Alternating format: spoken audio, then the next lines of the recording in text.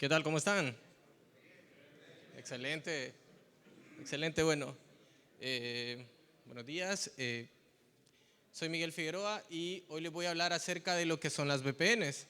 Creo que es algo un poco común acá entre todos, pero vamos a tratar de expandir un poco el concepto que tenemos de VPN, ya que como marcas como MikroTik han hecho que cosas que eran complejas hace muchos años, como lo que son las VPN, sean algo muy fácil como simplemente setear una contraseña y un usuario para obtener la conexión.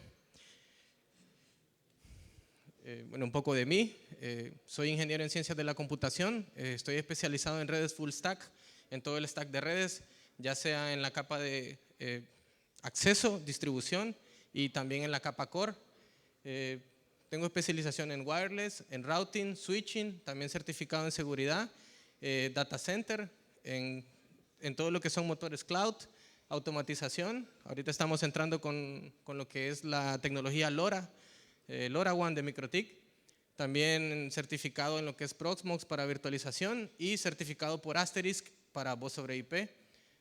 Actualmente trabajo como ingeniero Carrier Core para Huawei. Trabajamos con los proveedores principales del país, como Certigo, Claro, en lo que son mover grandes cantidades de datos. Tengo las certificaciones MikroTik MTCNA, la de Routing Engineer, Traffic Control, Internet Working y Wireless Engineer. También tengo certificaciones en otras marcas, entonces tratamos de cubrir todo, ¿verdad?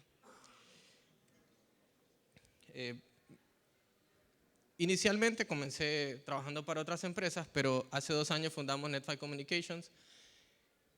Nosotros tratamos de manejar todo el rango. Nosotros damos soporte a empresas pequeñas y damos soporte de instalar un servidor de HCP a cosas grandes como instalación de gestión de túneles de ingeniería con funciones especializadas como Fast Reroute. También manejamos lo que son hosting y servidores, alojamos páginas web, alojamos servicios completos de service as software. También vendemos soluciones informáticas a medida.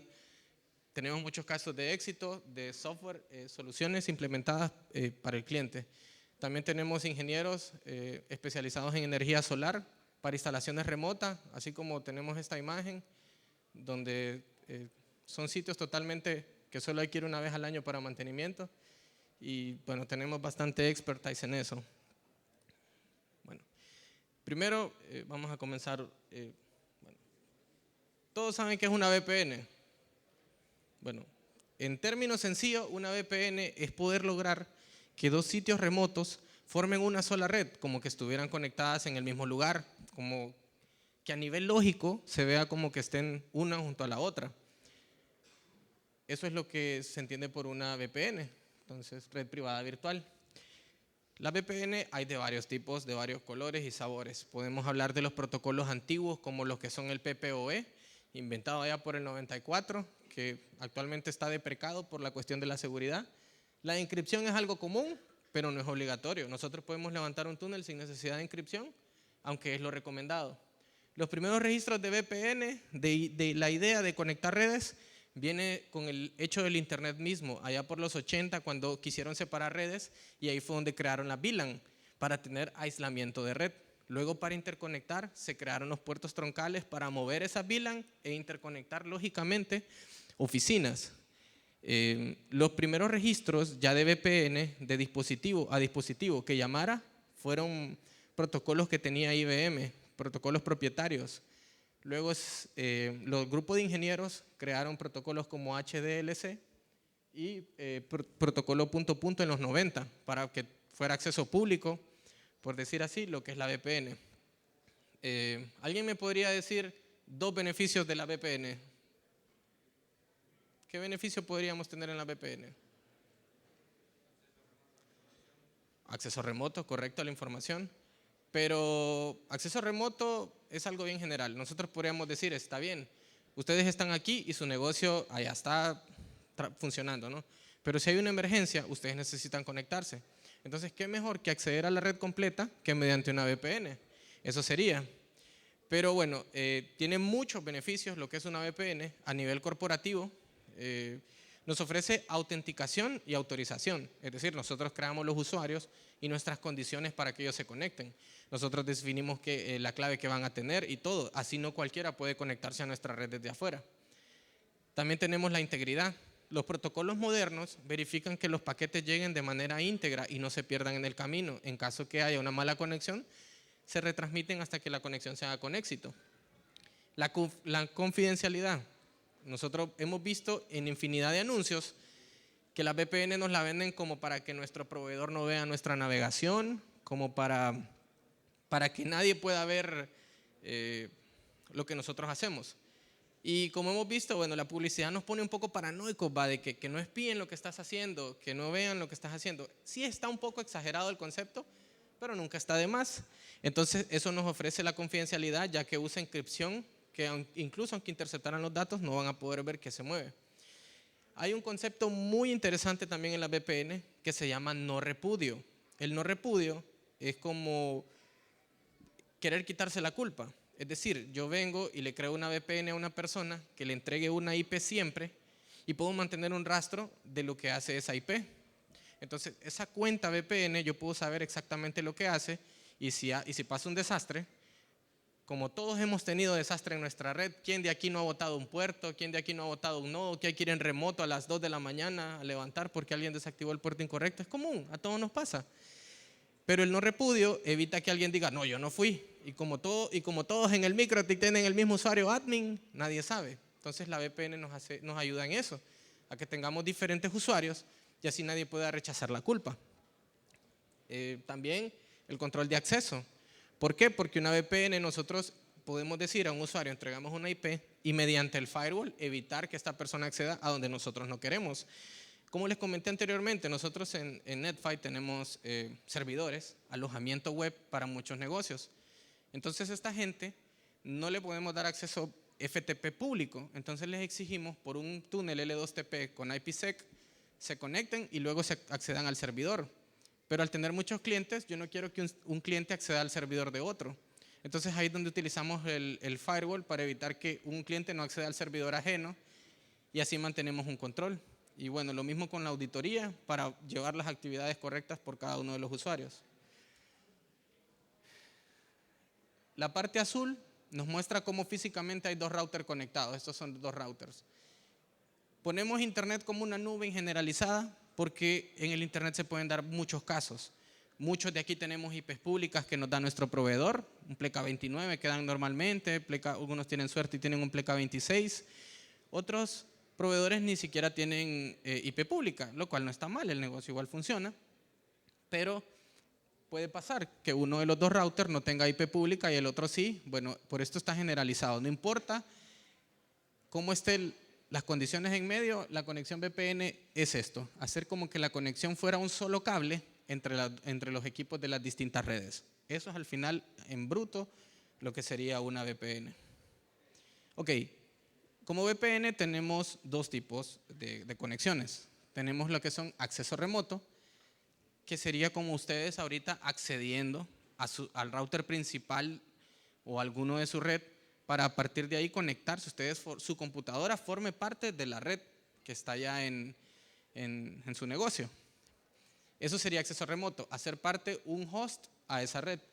También tenemos site to site, que es la conexión de sucursales. Así como nos comentó Delcy, que podríamos brindar accesos por medio de LTE, podría darse el caso de que nosotros tenemos un dispositivo de estos LTE en un sitio remoto y el hotspot está instalado 20.000 kilómetros lejos de acá y serían conexión de dos sitios donde múltiples hosts a través de un dispositivo se conectan a otro dispositivo y de esa manera puedan tener conectividad directa a lo que sería el hotspot. Entonces, como podemos ver, aquí podemos ver varios ejemplos. Aquí podemos ver cómo la computadora que está aquí en un lugar remoto se conecta a través de una conexión VPN segura y forma parte de una conexión. Entonces, si ustedes están acostumbrados al uso de VPN, por ejemplo, este sería el de la otra marca. Acá tenemos lo del VPN del cliente de Windows y hay miles de clientes, hay de open source y hay de varias marcas. Entonces, vamos a ver, por ejemplo, el usuario que ven acá, el M. Figueroa, que es el que está en mi casa. bueno, aquí podemos ver la configuración. En este caso, yo utilizo L2TP porque es compatible con IPsec. IPsec, según los algoritmos de encripción que utilicemos, es el túnel más seguro hasta el momento. Entonces aquí podemos ver, mi usuario activo se llama M. Figueroa, usa L2TP, sale la IP pública desde donde yo estoy llegando a mi casa, sale la IP local con la que yo me muestro dentro de mi red, el uptime, y cheque, está mi usuario acá. Y aquí vemos la regla del firewall en la parte de filter. Yo le digo, aquí me entrega esta IP del segmento 1089. Y aquí en el firewall le digo, todo lo que pertenezca a la red 1089 pleca 24, cualquiera de esos 254 hosts, esté formando parte de, si accede a los servidores, me le dé un drop. Es decir, si yo accedo a algo distinto, como marca aquí el signo de admiración, si este usuario, M. Figueroa, intenta acceder a una IP fuera de los servidores que yo le estoy asignando, automáticamente el firewall lo detiene. Ahí es donde tenemos una función donde nadie va a acceder donde nosotros no querramos, y todo en un solo dispositivo. ¿Quién tiene más de 20 años de experiencia aquí en lo que son las redes, ya sea corporativas o IP? ¿Alguien acá con más de 10 años de experiencia? 10 años de experiencia. Entonces, ellos saben que antes había que tener un dispositivo de autenticación, había que tener un dispositivo de autorización y para formar lo que era el AAA. Entonces, ahora todo, MikroTik lo pone tan fácil que en una caja tenemos todo. Lo que es el firewall, la autenticación de usuarios, el servidor L2TP y sin tanta complicación. Como podemos ver aquí, por 3 ventanitas de configuración, yo ya puedo limitar a un usuario por medio de la VPN. Entonces aquí tenemos la configuración site to site, como les comentaba. Podemos tener una red acá y viaja por un túnel como que estuviera conectado acá, navegando a través del internet. Entonces, ya a nivel lógico se vería de la siguiente manera. Los dispositivos verían como que uno está a la par del otro. Entonces, aquí están los tipos de VPN soportados por MikroTik. Al tener experiencia en Forti, Huawei, Cisco, Juniper, se los puedo decir que la gama más amplia de túneles VPN lo van a encontrar aquí en MikroTik más completa, porque nosotros tenemos para hacer capa 2 y capa 3 en un par de clics. O sea, ningún túnel de estos debería, al menos en el escenario ideal, de tomar más de 5 minutos de levantar. Entonces todos hemos visto el Ethernet over IP. Este es un protocolo adoptado por MikroTik al 100 y que han hecho sus partes de modificaciones para hacerlo que funcione de la mejor manera. Este nos entrega una capa 2, tiene un MTU por default de 1500, utiliza el protocolo TCP. ¿Por qué coloqué el protocolo? Porque es necesario saber en qué protocolo viaja para que nosotros podamos permitirle al router si va a entrar o no va a salir por las reglas. Ahora está la parte de los bridge. Se puede usar como bridge Ethernet over IP si es compatible. El tipo de topología es PTP. Ya les voy a explicar más adelante esto de PTP y punto multipunto en lo que viene a ser las VPNs. Luego tenemos el IP Tunnel. Este es un protocolo también del RFC, del Instituto de Ingeniería. También TCP y punto punto. Este ya es un protocolo. Tenemos también parte de los kit PPP, del protocolo PPP, el PPTP. Este nos entrega un capa 3. Nosotros nos conectamos a un host remoto y lo que va a hacer es nos va a entregar un entorno capa 3. L2TP igual nos entrega un capa 2, pudiéndose hacer capa 3 y utiliza el protocolo UDP. Como les digo, en mi caso yo uso L2TP y al utilizar IPsec también tengo que abrir este puerto, el 1701, y para la autenticación IKE necesito habilitar también el input para el protocolo IPsec y el puerto UDP 500 que lo utiliza para control. Luego tenemos el otro túnel que en lo personal es el que se utiliza en los entornos bancarios. Por ejemplo, muchas veces actualmente en los bancos utilizan túneles que están cifrados mediante certificados. Como sabemos, en la parte web nosotros nos dicen, una página es segura si tiene el candadito. Ese candadito significa que tu información viaja segura de destino a destino.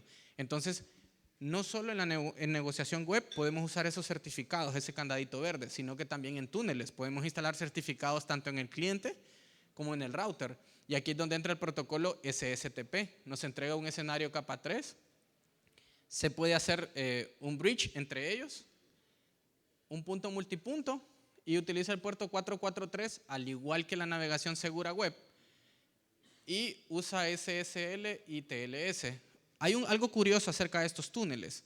No sé si ustedes se llevan mucho con esto de la seguridad informática, y hace como más o menos un año había una filtración en las redes que hablaban de inyectores HTTP para navegar gratis en Claro y en Tigo. Para usar esto, utilizaban estos túneles SSTP, porque la conexión usa un puerto seguro 443, lo que hacía que Tigo lo viera como una navegación segura HTTP, y más no sabían que dentro de ese puerto iban las conexiones abiertas para cualquier otro puerto. Entonces el túnel disfrazaba todo ese tráfico como página segura, y eso hacía que vulnerable a las redes. Al día de hoy no sé si solucionaron el error, pero estaba en las redes de ellos. Bueno, IP ya lo cubrimos. Tenemos el túnel GRE. El túnel GRE, los que tengan muchos años de experiencia en redes lo llevan súper claro con el túnel GRE. El túnel GRE es un protocolo que ya tiene sus dígitas. Nos entrega un entorno de capa 3. El MTU es variable. Nosotros ajustamos el MTU. Utiliza TCP y se puede usar como bridge. Este es punto a punto, y como les digo, el GRE no es UDP, no es TCP, porque él es un protocolo propio. IP protocolo 47 entregado por la IANA, que es la que asigna los números de puerto y protocolo. Ok, entonces vimos todas las opciones, pero es normal que digamos, si un túnel solo conecta dos lugares, dos redes, dos computadoras, ¿por qué existen tantos? Porque existen tantos. Entonces aquí llega la pregunta, ¿qué túnel elegir? Es normal llegar a tener esta consulta. Pero entonces, lo primero que vamos a definir es qué es lo que el cliente quiere. Actualmente de acá, ¿quién de ustedes maneja, por decir así, una cadena de negocios, un restaurante que tenga múltiples sucursales, que les pidan que quieren conexiones entre ellos? ¿Quién maneja, por decir así, enlace de datos internos en su propia red? ¿Alguien de aquí maneja? Acá, bueno, ustedes manejan. El cliente lo primero que les dice es, quiero un transporte de datos capa 3 o capa 2. Es lo primero. O incluso ustedes mismos, cuando le hablan al proveedor y le piden que quieren un enlace de capa 2 y capa 3, pues la primera pregunta es comenzar por ahí. ¿Qué tipo de entorno quieren? Capa 2 es cuando nosotros queremos que el segmento de red sea tal cual como que estamos conectando un switch. Entonces aquí podemos ver este ejemplo, donde estos pertenecen a la red 10.1.101.0 pleca 24. Vemos que estos dispositivos están acá en el mismo segmento de red que estos dos, a pesar de que están físicamente en distintos lugares. Vemos la línea punteada como remarca como que si hubiera un cable físico acá. Y al final las computadoras van a detectar estas de acá como si fueran estas que tiene a la par. Lo que es como, hay casos especiales para esto. El caso más común cuando sea un túnel de capa 2 es, por ejemplo, hay fábricas que utilizan dispositivos viejos. Hace poco hice una consultoría para una empresa que hace bordados y su máquina es automatizada, pero solo se puede alcanzar en capa 2. No tiene para configurarle un gateway. Entonces el cliente no quiso cuando se le habló de NAT, no quiso. Entonces la solución, porque ellos reciben bordados a Tegucigalpa desde Choluteca, por ejemplo. Entonces la computadora de Choluteca se conecta y tiene que verla en un dominio de capa 2, como que estuvieran en el mismo switch, la de Tegucigalpa. Entonces se instaló una VPN para que así se pudiera ver.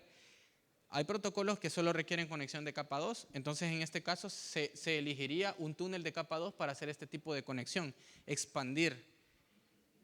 También el caso puede ser donde yo quiero manejar una sola VLAN. Donde yo laboraba anteriormente, la Universidad Católica, eso pasaba. Teníamos VLAN designadas para estudiantes, maestros y personal administrativo. A partir de los 9 campus, lo que se hacía era manejar una sola red, y en los AP había que configurar un dominio.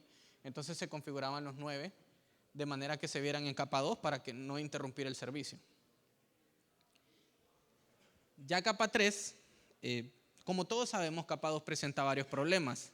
Quienes han trabajado en capa 2, aquí más de alguna vez, tuvo que haber sufrido lo que era una tormenta de broadcast, cuando tienen su red que no está ruteada.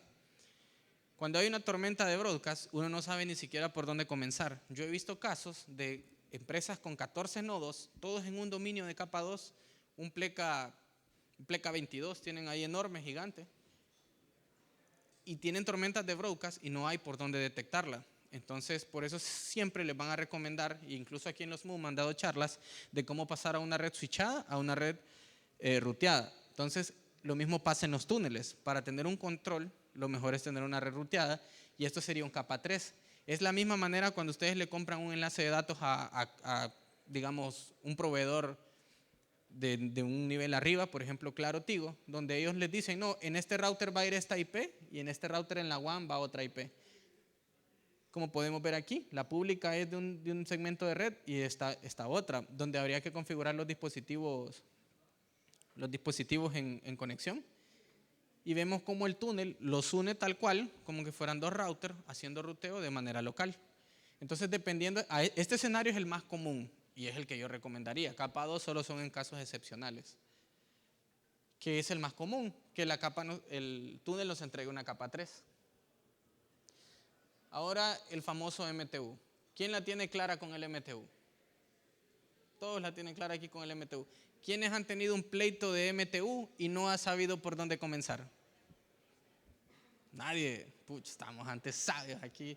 Solo yo he tenido ese lío. Bueno, soy el único que se ha equivocado con MTU. El MTU, señores, es donde un archivo, digamos 10 megas, no se va a transferir la trama de binaria de 10 megas, porque si pasa algo en la conexión hay que volver a empezar. Nosotros tampoco sabemos cómo va a estar la red en medio, entonces lo más probable es que el paquete se pierda. Entonces dijeron estos cracks cuando diseñaron el internet, vamos a partir toda la información en paquetes. Esto es lo que nosotros llamamos paquetes. Entonces cuando decimos hay pérdida de paquetes, es porque digamos este archivo de 10 megas partió en múltiples paquetes pequeños y de esta manera transmitirlo mucho más fácil. Es como que si ustedes se van a mudar. Si ustedes se van a mudar, ustedes no van a comprar una caja gigante y meter todo ahí. No, compran cajitas para que todo se vaya mejor. Lo mismo aplica acá. Entonces lo maneja porque necesita un número manejable. Entonces aquí podemos ver lo que sería un paquete de capa 2. El capa 2 tiene lo que es el header, que incluye la MAC de destino, origen. Si hay MPLS se utiliza el campo. Y ya la parte de capa 3 es lo que está adentro, que viene el header IP de destino, origen, y aquí vendría la data.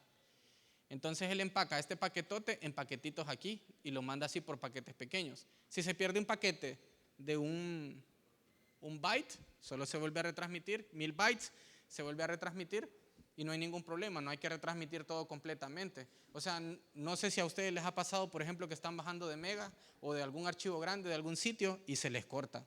Y es un poco frustrante cuando el archivo es pesado. Más nosotros que venimos de las redes telefónicas y se nos caía porque levantaban el teléfono. Entonces, por eso es que se hace así, en tramas pequeñas. Entonces, ¿qué es el MTU? El MTU nos dice cuál es el tamaño máximo de las cajitas en que se va a partir todas las comunicaciones. En este caso, cada interfaz tiene un MTU. ¿Quién me puede decir cuál es el MTU por defecto en una interfaz Ethernet? 1500. Entonces, ese es el archivo máximo que él intenta mandar. Digamos en wireless. En wireless, si tenemos mala señal, él trata de hacer los paquetes cada vez más pequeños para que la retransmisión sea más efectiva. Ahí es donde sentimos la degradación. Pero bueno, es el tamaño de la cajita en la que va a dividir los archivos para hacer la comunicación eficiente. Ahora vamos a los túneles. Los túneles viajan dentro de las conexiones TCP y UDP, como vimos.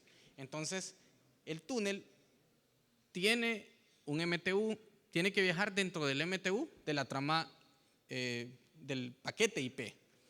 Entonces, el MTU vendría a ser como este túnel. El MTU viene siendo el tamaño de la caja. Entonces, marca mi salida de la interfaz. Ya dijimos que es 1500. Entonces, tenemos en el Ether 2, vamos a decir, en Ether 2 tenemos un MTU de 1500. Por lógica, si la caja mide 1500, el túnel no va a poder jalar 1500 porque él también tiene un header y tiene que caber dentro de ahí, porque de aquí no va a salir un dato más grande. Entonces aquí decimos nosotros, ¿quién conoce alguna aplicación que se caiga si no cumple, que sea estricto con el MTU? ¿Quién conoce alguna? Bueno, ¿cuál? SQL. SQL tiene problemas de caída de datos cuando el MTU no se cumple a 1500. Otra que tiene problema es Remote Desktop de Windows. Sí, Remote Desktop. Si no hay más de 1496 en el MTU, si hay defragmentación, no va a conectar. Y eso, crean lo que a mí me pasó cuando estaba en la parte de IT hace muchos años, que no me funcionaba el Remote Desktop. Yo probaba y reinstalé hasta Windows muchas veces, desactivaba antivirus, desactivé firewall y mi problema era MTU. Años después me vine a dar cuenta. ¿Va? Entonces aquí tenemos el diagrama de un paquete capa 3. El paquete capa 3 tiene que tener IP de origen, IP de destino, la distancia, el header, toda esta información. Si todo esto tiene que medir 1500, quiere decir que solo nos queda, tenemos que gastar datos en esto y la data que viaja va a ser menor a 1500. Pero dicen ustedes, entonces Remote Desktop de Windows o SQL no me va a funcionar a través de túneles, porque tiene que ser más pequeño de la interfaz. Bueno, dirán, aumentamos el MTU de la interfaz. Pero ¿qué pasa? Nosotros no somos dueños de las redes que están siguiendo, nosotros somos dueños de nuestra red. Pero cuando ese paquete sale a internet, yo no sé si Claro o Tigo tiene una conversión de MTU o cable color en medio, o cuando pasan por un punto de intercambio, un IXP, hay cambio de MTU, lo que podría afectar la comunicación. Entonces, estos cracks dijeron, vamos a hacer otra cosa que rearme paquetes y haga creer a los programas, a las capas superiores, que el paquete va completo, va MTU, y inventaron el MRU. Entonces, volvemos al ejemplo. Si tenemos un archivo de 10 megas, no lo puedo mover de un solo, lo paso a paquetes de 1500 bytes y dentro de cada paquete hago otra parte para que el túnel sí pueda tener un MTU de 1500 a la vez que la interfaz. Entonces, virtualmente, él lo parte en paquetes pequeños y lo guardan dentro de un paquete TCP y él lo marca parte 1 y parte 2 y al otro lado se arma y para el software y las capas superiores del modelo OSI no va a ser visible que se armó nuevamente el paquete. El MRU significa unidad máxima reconstruida recibida. Y eso es lo que hace, reconstruye los paquetes a nivel de protocolo para que no se detecte que se reconstruyó. Entonces, aquí está un ejemplo de cómo configuramos, por ejemplo, en el PPTP.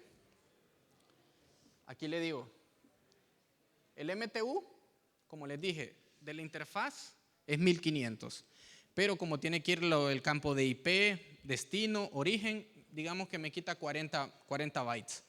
Entonces, obviamente, el espacio restante son 1460. Y ustedes ven aquí que él me marca el MTU en 1460, los 40 bytes que me roba usar el túnel.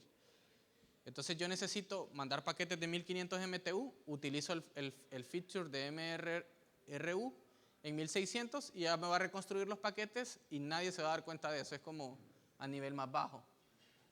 También tenemos en la parte de L2TP, L2TP me roba 50 bytes para poder funcionar el túnel, entonces me queda un restante de 1450 para que corra el túnel. Y también le aplico el MRU para que lógicamente vea como que es un MTU de 1610. Así, ¿esto para qué lo hacen? Para que sean indetectables los túneles. Porque si, digamos, un servicio web empezara a detectar MTUs pequeños, podría sospechar de que estamos usando un túnel, un VPN. Ustedes se han fijado, bueno, no sé si les ha pasado que hay servicios de VPN para poder ver Netflix como que estamos en Estados Unidos. Netflix, ¿cómo detecta estos túneles? Porque esta gente no utiliza el MRU. Entonces Netflix empieza a detectar una constante de valores en los paquetes y es como detecta que alguien está usando una VPN para entrar a sus sesiones. Entonces, la utilización de esto nos ayuda al menos a que no nos detecten a nivel de paquete que estamos utilizando un túnel. Esto funciona en los enlaces del protocolo PPP. Bueno, tenemos un caso de éxito. Desgraciadamente, por cuestiones de confidencialidad no pude mostrar configuraciones, pero Pronavit, sí han visto este negocio, ¿verdad? De medicina natural. Ellos cuentan con 21 sucursales. Ellos tienen casi en todas las ciudades y no pueden, el proveedor principal de ellos no llega a todas. Entonces, ¿de quién se apoyan? De nosotros, que los WISP, que si llegamos donde los grandes les cuesta llegar o aún no han llegado. Ellos tenían 6 lugares donde tenían que hacer el cobro manual, la telefonía tenían que usar celular y no había cómo conectarlo. Entonces la solución fue utilizar estos túneles que les acabo de hablar para poder conectar. Actualmente ya utilizan otros túneles más porque El Salvador también se centralizó con Honduras. Implementamos un proyecto con el ingeniero de IT de ahí. También la telefonía IP la centralizaron. Bajaron a 0 el costo de telefonía. Simplemente fue un costo inicial por la configuración del servidor Asterisk, pero ahora todas sus centrales llaman por medio de una centralita IP que solo costó menos de $200, y todas las operaciones de Honduras y El Salvador pudo ser administradas mediante esto, lo que les bajó la factura de una manera, bueno, a 0. En telefonía ya no hay gasto, También ellos, bueno, interconexión directa por capa 3 para el sistema de facturación que les comenté y también las cámaras de video, así como vimos. Y así como les explicó Delcy, que se puede usar LTE para cámaras de video o cosas, como les dije, el túnel no le importa qué hay en medio. Él hace llegar la información y mediante el MRRU podemos hasta simular que hay una conexión Ethernet de capa 2. Y así es como funcionaría. En este caso son 6 distintos proveedores. Ya subiendo un poquito, como quien dice, el nivel, ya poniéndonos pesados ya. Aquí conozco a varios proveedores que están acá y hay unos que han empezado bien pequeños. Conozco proveedores que han empezado aquí con una omnidireccional y un RB750 en aquellos tiempos y empezaron así, y ahora incluso tienen Fiber to the Home y proyectos súper interesantes. E incluso creo que por ahí anda el que tiene un proyecto de que están jalando un multicast hasta Danlí y están retransmitiendo IPTV por infraestructura propia de fibra óptica. Y empezaron igual wireless, como todos aquí venimos de abajo, la mayoría. Pero ya cuando decimos subir nivel, es cuando ya empezamos a utilizar, nuestra red empieza a crecer, a expandirse. Y es decir, tenemos conexiones por fibra, ya tenemos conexiones multisite, ya estamos manejando clientes corporativos. O vaya, vámonos al caso, ¿cómo su proveedor a ustedes les entrega su IP pública o cómo les conecta varias de sus sucursales? Bueno, otro cliente que tenemos le hemos hecho asesoría, se llama Olanchonet, están en Olancho. Ellos tienen conexiones de capa 3 para transporte de datos con multisitios y el proveedor les brinda conexiones por medio de túneles VPLS. ¿Quién tiene experiencia con túneles VPLS? ¿Quién tiene implementado en su red VPLS? Allá veo a alguien más. Bueno, VPLS ya viene siendo una implementación de túneles de capa 2, lo mismo, una red privada virtual LAN, pero a través de una red IP o MPLS. Ya vamos a llegar a eso. MPLS es como la capa 2.5, no es switcheo, pero tampoco es IP, usa medio de etiquetas. Entonces es mucho más rápido que IP, pero tiene la confiabilidad de IP. Entonces aquí tenemos un ejemplo, una imagen bajada de la wiki, donde tenemos routers que están transfiriendo sus loopbacks a través de redes y conectando clientes. Por ejemplo, cliente B aquí y cliente B aquí en un dominio de capa 2 a través de una red que podría hacer esto diferentes ciudades, diferentes edificios, qué sé yo, pero todo dentro de una red de un proveedor. Yo sé que aquí hay proveedores que cubren múltiples ciudades. Que levanten la mano quien pertenezca a una empresa, o sea dueño de empresa, o sean parte de una empresa que cubra múltiples municipios, múltiples ciudades, países, incluso países, ahí está Marco. Entonces, ya cuando empezamos a utilizar OSPF, empezamos a utilizar BGP, empezamos a utilizar MPLS, empezamos a escalar. Entonces es donde utilizamos las redes VPLS. Entonces, en este caso tenemos una que es basada en MPLS, donde nosotros levantamos los túneles. Como les dije, MPLS vive entre capa 2 y capa 3. Aquí viene un valor que es una etiqueta para que el ruteo se haga rápido a través de una red. Y de la misma manera, MPLS, al saber cómo viaja, entra a la nube y sale por la nube, y hasta que ya sale al dispositivo final se convierte en capa 3, lo cual le da mucha velocidad y rendimiento. Entonces, acá tenemos ya una red como tal, como debería ser, como están los ejercicios del libro y como son las buenas prácticas en lo que es una red MPLS de una red de proveedor. Igual una imagen bajada del wiki. Entonces aquí podemos, ya en la red MPLS, nosotros llamamos a los dispositivos P, que son los núcleos, los PE, que son los Provider Edge, que son los bordes donde ya le brindamos acceso a los clientes. Los CE son los dispositivos de acceso. Entonces, aquí podemos ver que si queremos conectar a un cliente, digamos, yo estoy vendiendo internet, digamos, en Copán y mi central está en Ceiba. Entonces, yo podría pedirle al proveedor que me enviara un enlace de capa 2 o un capa 3 y yo podría ver esto como que estuviera directo. Pero el proveedor para eso tiene que tener establecidas sesiones BGP y LDP. El BGP tendría que ir entre acá, porque en los dispositivos P no hay sesiones BGP, solo LDP. Entonces, tenemos aquí sesiones OSPF o cualquier protocolo de ruteo interno entre el PE y acá, y entre los PE tenemos una conexión BGP y BGP interna para poder brindar eso. Entonces, al final nosotros podemos configurar mediante estos protocolos una VPLS basada en estos protocolos. Entonces, aquí ya tenemos una vista global, general, de los tipos de VPN que hay. Entonces, yo les recomiendo que cuando su red va creciendo, nos vamos a ir alejando de estos protocolos que les hablé, que son entre dispositivos finales, y nos vamos a ir migrando a las capas por red. Ustedes no piensen que estar aquí está malo. Esto no está malo. Incluso yo les puedo decir con total seguridad que los proveedores grandes que nos dan internet a todo el país estuvieron aquí y se están moviendo ya de aquí. Es raro que estén aquí. Obviamente ellos tienen los recursos para hacerlo mucho más rápido, pero se están migrando para los tipos de enlaces que son basados en red. Obviamente cuando la red es nuestra, esto es mucho más fácil.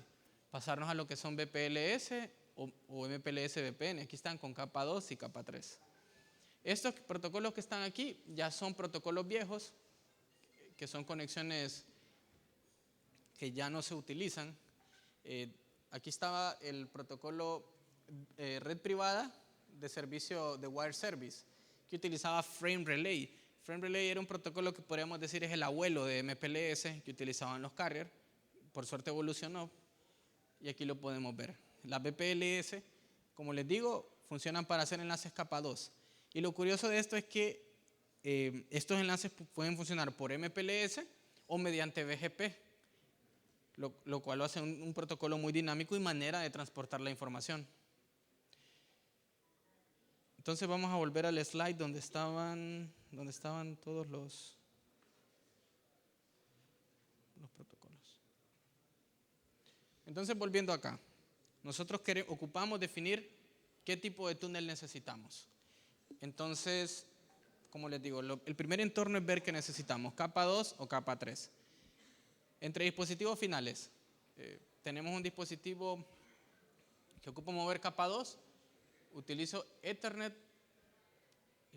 over IP para entender un entorno de capa 2. Simplemente tendría que utilizar el protocolo GRE y TCP para el control y ya listo. Ya si quiero capa 3 tenemos todas las opciones de PPP, excepto L2TP, que puede ser ambos. También tenemos el GRE, que como les digo es bien antiguo, pero lo recomendable es hacerlo mediante un túnel IPsec. IPsec vendría a ser como primero establecer un túnel de encripción y luego dentro de ese túnel establecer nuestro túnel. O sea, sería como doble protección. Vamos a ver ahorita si puedo hacer el ejemplo. Entonces lo que voy a hacer ahorita es conectarme a la VPN de... Vamos a ver acá. Yo ahorita estoy conectado a la red que tenemos acá.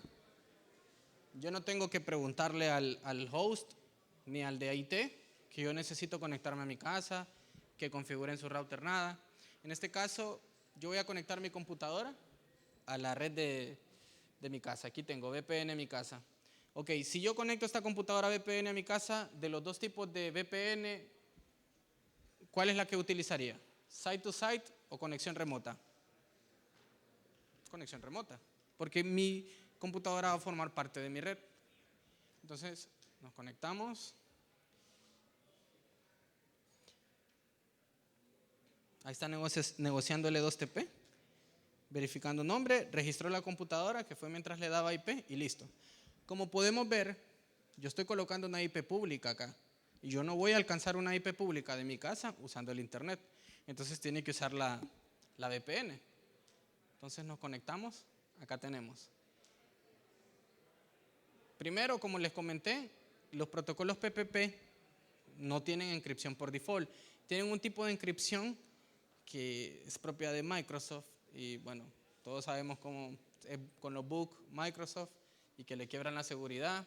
Entonces no es recomendado. En este caso yo instalé con IPsec y bueno, vamos a ver acá, en la parte de IPsec, podemos ver que hay una conexión remota. Aquí me está indicando, mi dirección IP es esta, yo no se la tuve que pedir a él. Mi dirección local es esta, es la IP pública a la que yo me estoy conectando. Entonces, aquí podemos ver las conexiones activas. Aquí está mi IP pública como un caller L2TP y aquí están los tipos de encripción que les hablé.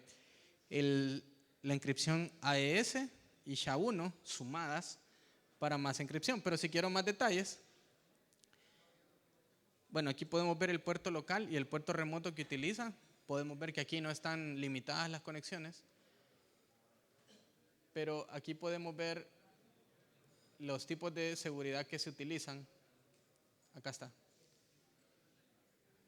Los tipos de encripciones que están utilizados. Yo aquí puedo elegir qué tipos de algoritmos son.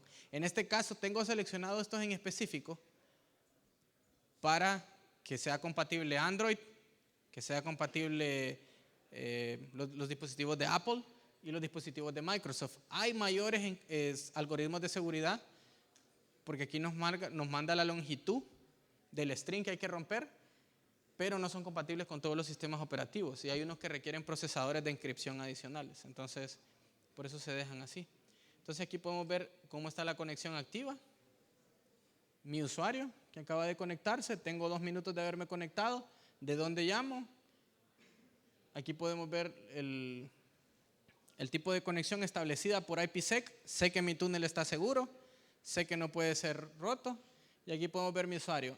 Él me ve localmente con la IP 061 y si yo me vengo aquí, ¿cuál IP local me dio? Aquí podemos ver, me entregó la IP local. O sea, ya estoy dentro de mi red y yo puedo entrar a cualquier dispositivo que esté dentro de mi red.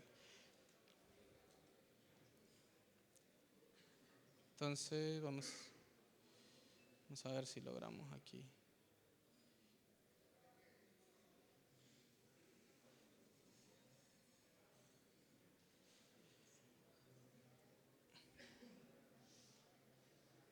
Vamos a acceder a un servicio que está libre para esta IP.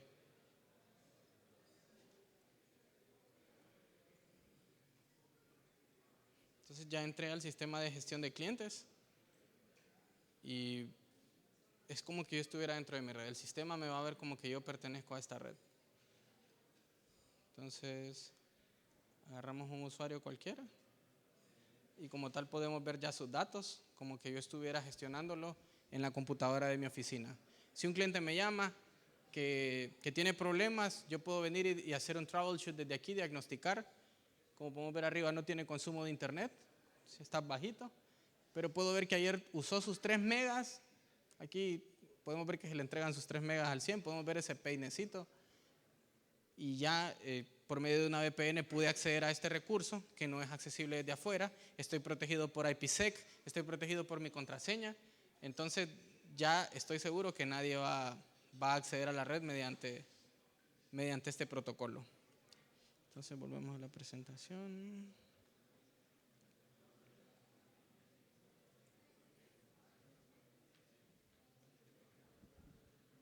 Entonces, no sé, ¿alguien tiene alguna pregunta acerca de las VPN?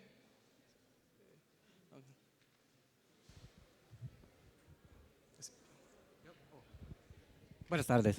A la hora de hacer la conexión del VPN, como vimos en tu ejemplo, por ejemplo, dependemos, en este ejemplo fue una IP pública. Ajá.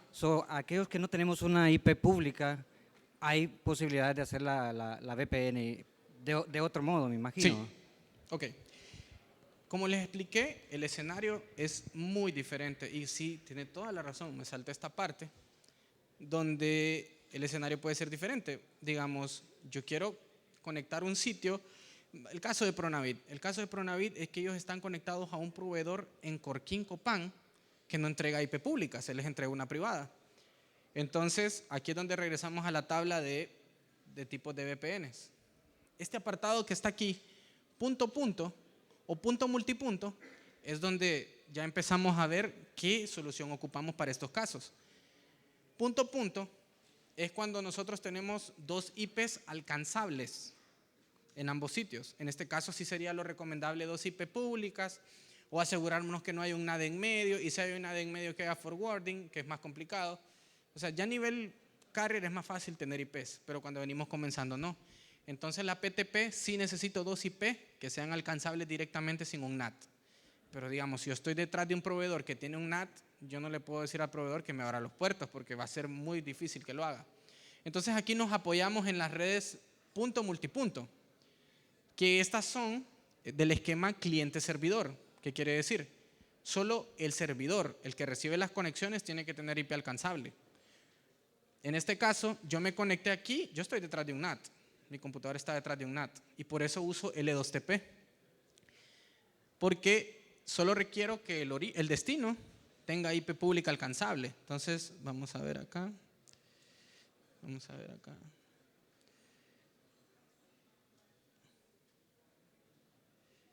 Ok. Aquí podemos ver. No se quitó la presentación. Vamos a ver acá.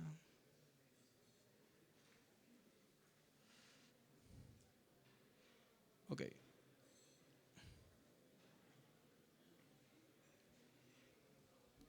Aquí podemos ver la IP. Podemos ver la IP, permítanme. Ok. Aquí podemos ver la IP. Esta IP es la pública que yo tengo en mi servidor en mi casa. Mi computadora no lo tiene. Entonces, al utilizar L2TP, por eso se llama punto multipunto. Esa es una configuración que se llama hub and spoke, donde hay un punto central que es donde todas las conexiones van. Entonces, yo puedo conectarme por L2TP. Ustedes, si yo les doy credenciales, podrían conectarse por L2TP y solo ocuparían la IP pública de destino. Obviamente, los parámetros de IPsec y todas estas cosas. Pero con la IP del dispositivo que está al otro lado sea alcanzable es suficiente. Entonces, ese es otro parámetro de selección de lo que son las VPNs. Entonces, volviendo acá, vemos que yo no podría usar un Ethernet over IP si yo no tengo los dos dispositivos con IP alcanzable, porque son punto punto.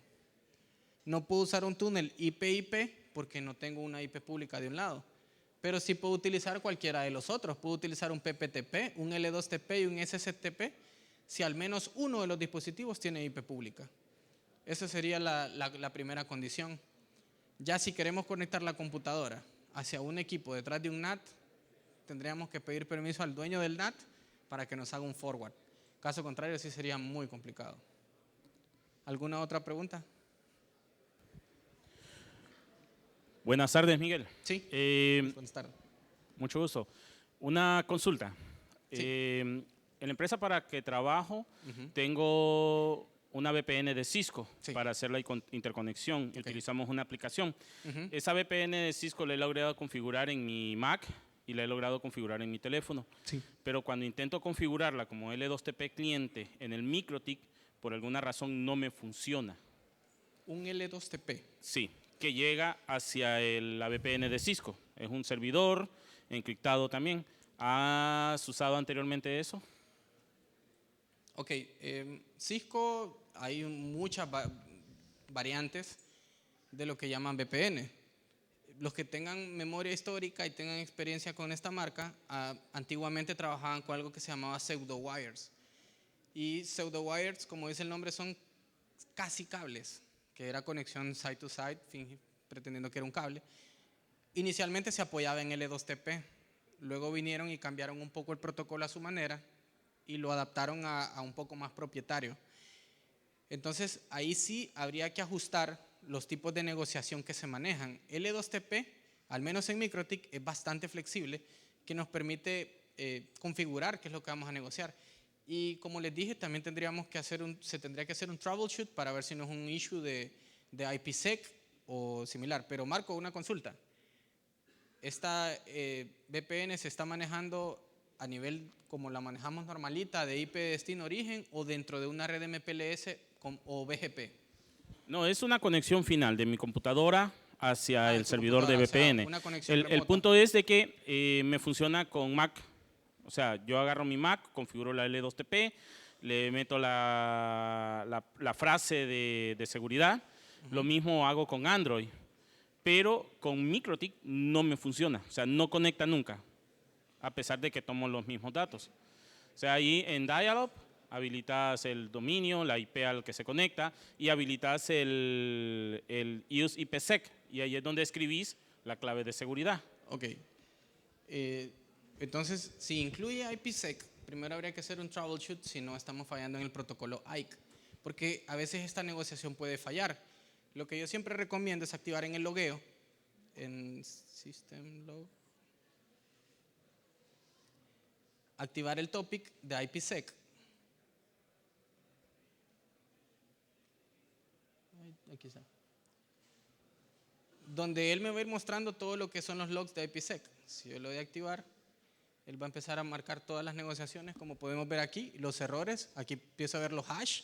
Aquí puedo ver que hay un hash type rechazado, un DH group rechazado. Entonces yo aquí podría sacar un diagnóstico si primero es IPsec. Porque, como les digo, es bien quisquilloso lo que sería Cisco, al punto que MikroTik tuvo que adaptarse a ellos por la misma complicación de que ellos hacen a su manera. Podemos ver este apartado que se llama Cisco BGP VPLS. Por lo mismo, porque a ellos les gusta cambiar las cosas a su manera, asumiendo que toda la red solo hay dispositivos de ellos, pensando de esa manera, entonces siempre toca hacer ajustes a manera de adaptarlo a la conexión de ellos por los cambios que ellos hacen. Ellos no, como que no están tan abiertos al estándar, porque esta clase de problemas no se dan entre otras marcas como Juniper o Huawei. Pero sí, probablemente habría que hacer primero un troubleshoot de que no sea el algoritmo de encripción, porque como les mostré en la parte de IPsec,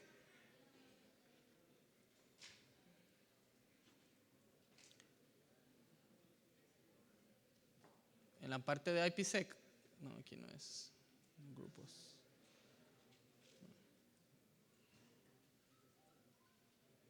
Dependemos enteramente de los algoritmos que se estén utilizando en ese momento. Y si un algoritmo no es compatible, por ejemplo, nosotros queremos usar un SHA-256 y Cisco no reconoce SHA-256, la conexión nunca se va a hacer. Es como que nosotros querramos hablar con una persona que habla un idioma que nosotros no conocemos. Es como que alguien de MikroTik me empiece a hablar en el idioma de Letonia, yo no lo voy a entender. Entonces lo mismo pasa entre distintas marcas cuando no siguen las reglas de los RFC, que son definir el puerto y el algoritmo de encripción, pero siempre son cambios mínimos. Yo exitosamente he logrado hacer, y siempre el problema está en ese tuning. También en el MTU mismatch que puede haber, por eso hay que tener mucho cuidado ajustando los MTU. Entonces, no sé, ¿alguna otra pregunta? ¿Hay más preguntas? No hay. Gracias. Bueno, listo. Muchas gracias.